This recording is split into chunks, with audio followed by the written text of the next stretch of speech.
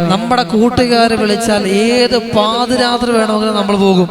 നമുക്ക് സുഖമില്ലാതെ കിടന്നാലും നമ്മുടെ കയ്യിൽ പൈസ ഇല്ലെങ്കിലും കൂട്ടുകാര് ഭക്ഷണം കഴിക്കാൻ വിളിച്ചാൽ, കൂട്ടുകാരുമായി യാത്ര പോകാൻ വേണ്ടിയിട്ട് അവരെ വിളിച്ചാൽ ഏത് സമയത്ത് വേണമെങ്കിലും നമ്മൾ പോകും. പക്ഷെ ഞാൻ പറഞ്ഞു വരുന്നത്, നമ്മുടെ ഭാര്യമാർ എവിടെയെങ്കിലും ഒരു യാത്ര പോകണമെന്ന് പറഞ്ഞാൽ നമ്മുടെ കയ്യിൽ പൈസ ഉണ്ടാവൂല, നമുക്ക് സമയം ഉണ്ടാകൂല, നമുക്ക് തലവേദനയായിരിക്കും, 100 കാരണങ്ങൾ നമുക്കുണ്ടാകും. ഞാൻ പറഞ്ഞു വരുന്നത്, എൻ്റെ പ്രിയപ്പെട്ടവരെ, നമുക്കൊരുപാട് കൂട്ടുകാരുണ്ട്, നമുക്ക് കുടുംബക്കാരുണ്ട്, നമുക്ക് എവിടെ വേണമെങ്കിലും പോകാം. ആരോടും പ്രത്യേകിച്ച് ചോദിക്കേണ്ട ആവശ്യമില്ല, ആരോടും അനുവാദം ചോദിക്കേണ്ട ആവശ്യമില്ല. എപ്പോൾ വേണമെങ്കിലും പുറത്തു പോകാനുള്ള ലൈസൻസ് നമുക്കുണ്ട്. പക്ഷേ നമ്മളെ പ്രിയപ്പെട്ട ഭാര്യമാരെന്ന് പറഞ്ഞാൽ അവർക്ക് അവരപ്പാനെ വിളിച്ച് പറയാൻ പറ്റുമോ? അവരെ വീട്ടുകാരോട് പറയാൻ പറ്റുമോ? ഭർത്താവാകുന്നത് നമുക്ക് കൊണ്ടുപോകാൻ സമയമില്ല. നമ്മളോടല്ലാതെ ആരോടാണ് പറയാ? ഞാൻ മനസ്സിലാക്കി തരികയാണ്. നമ്മൾ കല്യാണം കഴിഞ്ഞ് ഏതോ കാലത്ത് യാത്ര പോയതാണ്, പിന്നെ ഇന്ന് വരെ നമ്മൾ പോയിട്ടുണ്ടോ?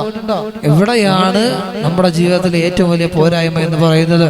യാത്രകൾ ആസ്വദിക്കുക എന്ന് പറഞ്ഞാൽ സ്വന്തം കുടുംബത്തോടൊപ്പം യാത്ര ആസ്വദിക്കുന്നതിന്റെ ഒരു സുഖം ലോകത്ത് വേറെ ഒന്നിനും കിട്ടൂല എന്ന് നമ്മൾ തിരിച്ചറിയണം.